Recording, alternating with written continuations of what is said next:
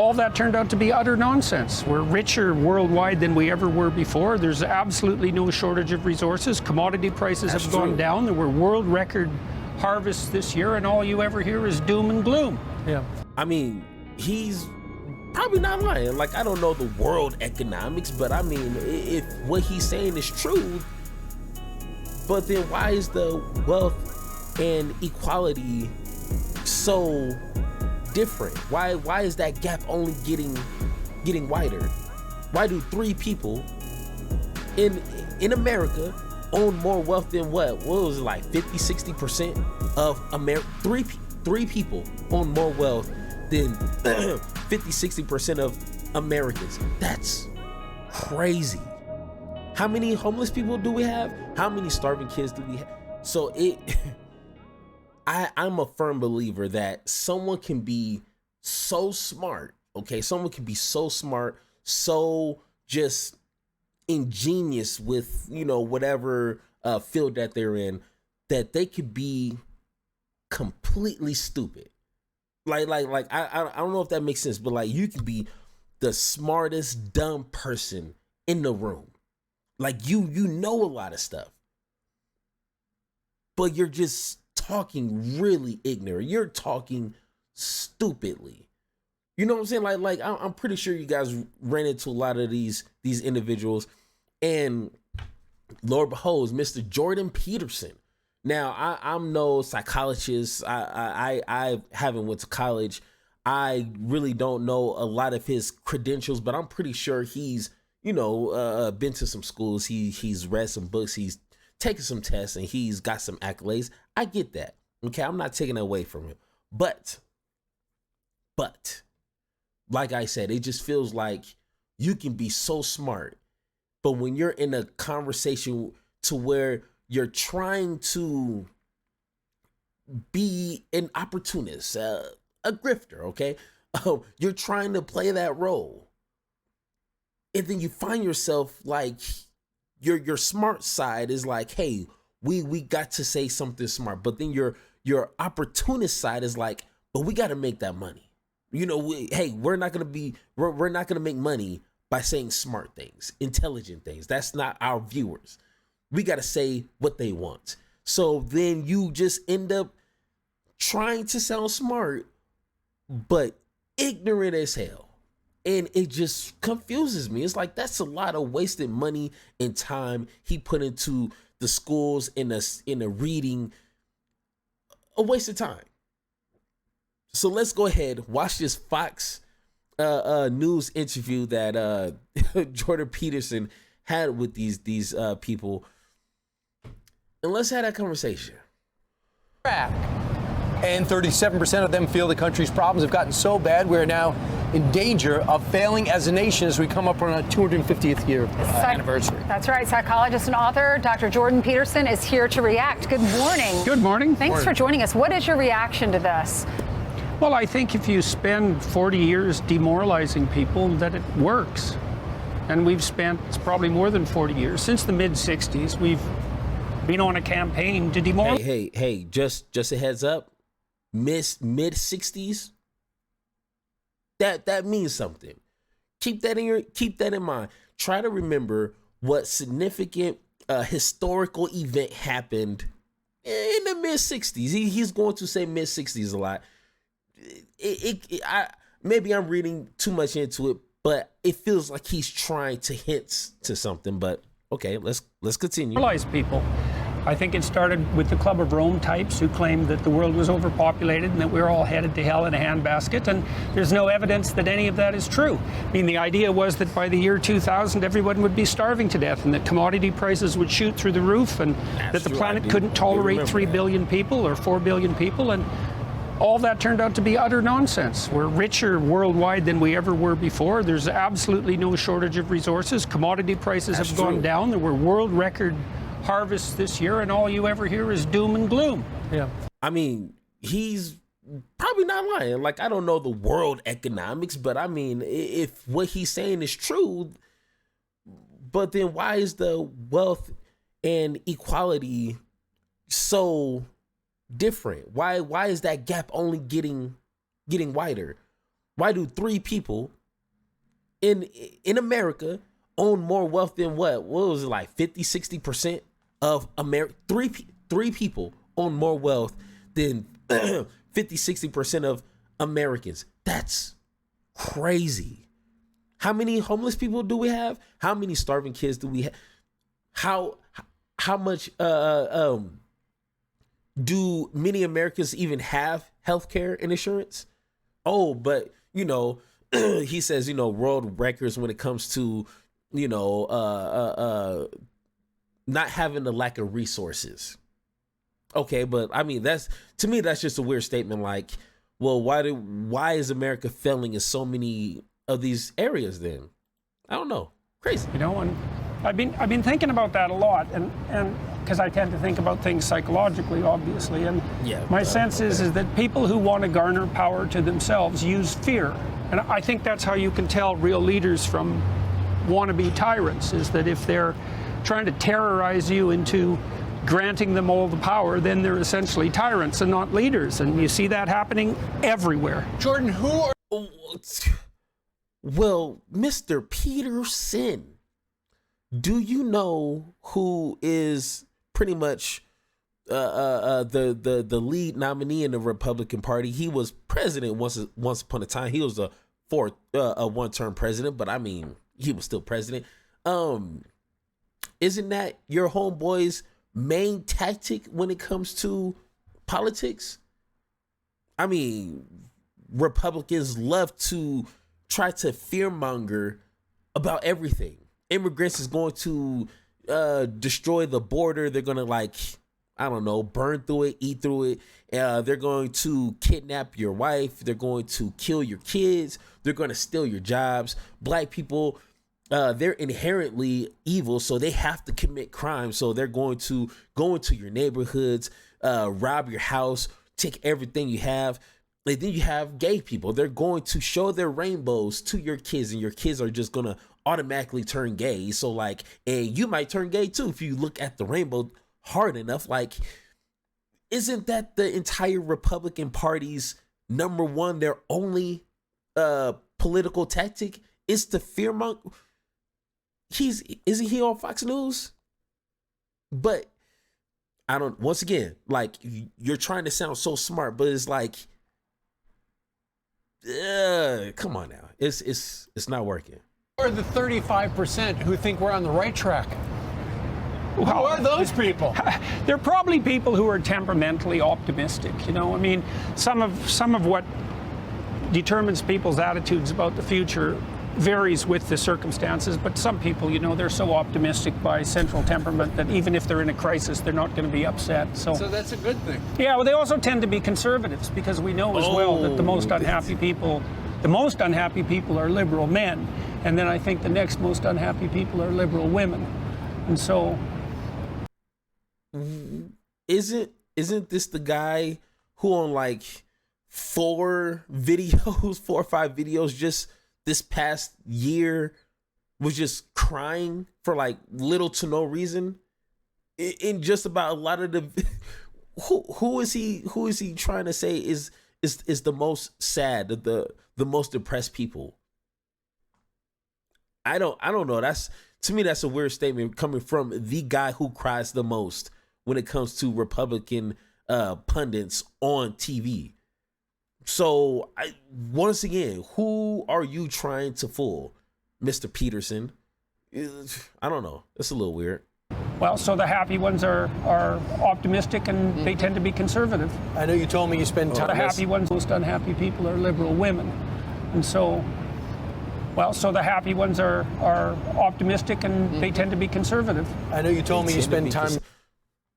They tend to be conservative. Okay, so maybe the larger portion that sees a lot of doom and gloom, maybe they're the ones that, I don't know, can't find a job that pays a livable wage. Maybe those are the ones that don't see no improvement in their educational opportunities.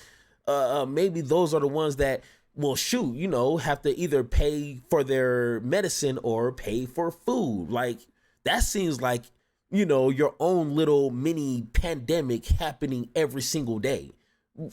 And maybe the 30% that's happy is like the ones that are closer to the top. You know, they making plenty of money. They ain't got no problems.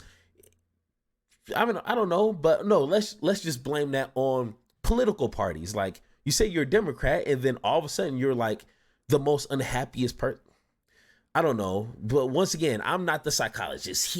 I guess he is. I don't know. I guess Boston, sure. a lot of time in Boston, but you're Canadian, but you spend a lot of time in America. So you got a sense of both. So is your sense that America feels negative about our own country because of a deliberate plot to make us not like what we have, feel guilty for what we've obtained, to resent our past? Or is this something that just happened? Or do you think it's someone scripting this? Well, I think there's two things that are happening. Is that the culture war is a war between systems of ideas, and it's essentially a war between the ideas that are part and parcel of the classic Western tradition that's grounded in the biblical corpus, essentially, so Judeo-Christian culture, and the counter-reaction to that, which is kind of what post-Enlightenment Marxism. And so you have a war between two sets of ideas. Post-Enlightenment Marx. It feels like he's stretching there a lot. Or maybe it's this whole cultural war, because, I mean, it's been cultural differences for, like, forever. You know what I'm saying? Like, it's not a nuance. It's not a new thing. But it's mainstream now because, one, the invention of the internet, so everybody and their mama can express how they feel about X, Y, and Z. And second, there's only a culture war because two things. One, Republicans feed off of this. They don't have no policy ideas. They don't have nothing to make America actually better. They just have cultural wars, and that's all they use to thrive on. So what are you, Mr. Peterson? I'm confused. Like, it's no deeper than that. People have a different way of living. There's individuals that abuse their power by stripping away rights from people to force them to live the way that they feel is correct. That's it. It's not complicated. You don't have to talk about Marxism and Enlightenment and commun. Like, no, it's not that complicated. But of course, you know, when you're a philosopher and you know, you have this suit and tie that looks a little snug, you know, you have to sound like you're intellectually above everybody. So you got to just like complicate things for no reason. But okay, sure. But then you also have people who are acting directly in, you know, a quasi-conspiratorial manner. The Club of Rome types, for example, from the 1960s, who decided back then that, like as I said earlier, that the planet is going to hell in a handbasket and that something has to be done about that emergency. And so, and we're the problem. We're the problem, yeah. There's too many human beings on the planet. That's a good way of identifying people who are definitely not your allies. If people who think there are too many people on the planet, that is not a good thing to think. That's like something with that's got genocidal implications. Can I just ask you, just about our country in particular? Yeah. There's so much to like. We used to be a country that was too boastful, where people were like, enough with America being the greatest, and we walk on water and we didn't see our problems. Now all we see is problems. Like, what happened to that school of thought where your team was the best team? And the problem maybe for critics would be the arrogance of Americans. Now we have no self-esteem and we want to apologize to everybody. When did that happen, or do you not see it? I think that emerged out. So I honestly, I don't know what he's going to say. What he should say is, well, once again, with the power of the internet and with information and knowledge and communication to everybody across America and the world, essentially, it's more light being shed on injustices and corruption and greed and to a political system that's been taking advantage of people for decades. Now is being attention to these areas, and people people are mad, right? Like, you would be mad too if you realize the system that you've been working hard for your whole entire adult life has just been screwing you over left and right for little to no reason. You will be upset. So I don't understand why, like, he's trying to make this seem like he's trying to critique his question for Mr. Peterson to say, yeah, it's the Democrats' fault. They don't love their country. They're not real Americans. Real Americans love guns, God, and babies. Like, that's the answer he's looking for. He's not looking for like a real answer where you have to actually break out some books and break out some stats and kind of look throughout no, he just wants Democrats bad. Democrats hate your kids and hate the country and hate God. Like, this idiot right here, he is not enlightened at all. He is not looking for an answer. He's just looking for, a viral clip where Jordan Peterson just, says some crazy things about Democrats, and that's it. We want to apologize to everybody. When did that happen, or do you not see it? I think that emerged out of the 60s as well. I think the universities had a lot to do with that. There's the left-wing tyrannical types are particularly good at manipulating guilt, and that actually works quite well on conservatives because conservatives tend to be more conscientious. Wow. Oh man, what happened in the 60s? And it's the education part. Okay, so I'm gonna have to look that up. What happened that was so catastrophic to America that was the start of the decline of patriotism, I guess, and love of country? Man, let me know in the comments what happened in the 60s, because I'm a little confused, And so if you accuse a conservative of moral impropriety, you tend to be manipulating guilt. And that actually works quite well on conservatives because conservatives tend to be more conscientious. And so if you accuse a conservative of moral impropriety on the guilt front, they're likely to take that seriously. If you say to someone, Republicans are more conscientious? What numbers, what polls, what stats, what statistics, what data, what numbers is he looking at that conservatives are more conscious than essentially everybody else? What makes them so? Because they vote red? But who's the party that's always fighting for, or at least, pretend like, that's a whole nother discussion right there. But what group of people are always continuously fighting for the injustices, for poor, for people who can't speak up and speak for themselves? Who is doing that? I don't know, but the Mr. Psychology here, he says the most conscientious people are conservatives. I'm sorry, not conservatives. I would like to know what numbers he's looking at, because I don't know. Ain't nobody asking. Who's more conscientious? Look, you're probably a little more sexist than you could be, and you're probably a little more racist than you could be. The conservative type who's conscientious is going to think, well, I'm really not perfect, and there are ways I could improve, and I could look at myself, and that's fine, because you should look at yourself. But the problem with it is that it allows the psychopathic types who are manipulative and power hungry to use your guilt as a lever. And the left in particular, especially the radical left, and those are where the real psychopathic types hang out, they're unbelievably good at manipulating guilt.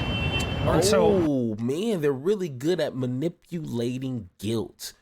Well, I can say that's kind of true for Democrats too, because they love to use the black struggle and black history to kind of present a reason to vote for them to black and brown people, which has been historically a lie because they don't care about us. But that's an interesting point. Let's is it possible that these same tyrants who's on the radical right, because we know plenty of these individuals, maybe they like to use the evil side of people, the gangster side of people. Like Dr. Cornel West says, there's a gangster in everybody, okay? What if this tyrant, this evil dictator who just wants to consume all the power to himself, what if he knows how to manipulate the worst in people, the hate out of people, the racist out of people, the bigot out of people? What if he knows how to draw that out of people to use that for their political gain? Doesn't that sound like a Republican to you? Like Trump, from what I know, Trump was a cool guy before he ran for president, and Trump just like he dug deep inside of himself and was able to manipulate the worst out of people. Oh, but no, I'm sorry. We're only talking about the radical left, I guess, doing this, right? Okay. Gotcha. Yeah, they're unbelievably good at it, and everybody's got something to feel guilty about, which is also something that tyrants know, and so... Not Ainsley. No, well, that's good. It's good. It's good I to have be repented perfect. of my sins. Yeah, that's There good. have been plenty. Yeah, have you repented or have you quit indulging in them? I have quit indulging, and I think Sorry about that. this is not about me, Dr. That's between... I have no idea what happened with that part of the conversation, but why is it hard for people to have a genuine, honest, good faith conversation when it comes to some of the topics that they were talking about? If we want to know why people are not happy, they're being extremely critical when it comes to America and in the country they're supposed to be proud of. Why? And if we were having a real conversation, it would be looking at the circumstance that people are forced to live in. No one wants to live in poverty. That's a system, and it's not. It kind of evolved from just a black and white issue. Now it's more so a class issue because there's a lot of poor white brothers and sisters who's in the same boat. We in the same boat now. We may have came differently over here on the boat, but now today in 2023 we're on the same boat right now. So if we really want to kind of look at the root cause of these issues, that would be a good start. But no, like if you want to be disingenuous and not have a good faith conversation, blame it on the Democrats. Just blame it on Democrats. Republicans are perfect. They're not doing nothing wrong, even though they're accepting big donor money from these greedy corporations that only will look out for themselves. They're steered by capitalism, which will only exploit their workers till there's no more. Till there's no more breath in these workers, just to squeeze out every penny for profit. These is what our politicians is working for. They're not working for us. They're working for these corporations that will work us dead, essentially. But no, I'm not a scholar. I didn't go to school for psychology, and I don't have no cool certificates on my wall. So maybe I'm just crazy. Maybe I'm just too much of a middle class person to really know what America needs to improve on. Like that's just for rich folks with suits and tie. That's a little too small for them. Like I don't know. I guess. But once again, like, if you think I'm wrong, if you think Mr. Jordan Peterson is like God's gift here on earth, and he's right, like everything is the Democrats' fault. Republicans can't do nothing wrong, even if they tried. Even if they shot a man in the middle of town square, it was for a reason. It was a God-given reason. You know what I'm saying? So if that's you, if that's yo dumb ass, okay? Let me know in the comments. Like always, let me know in the comments, and we're going to have that conversation. That was a weird ending, but it works.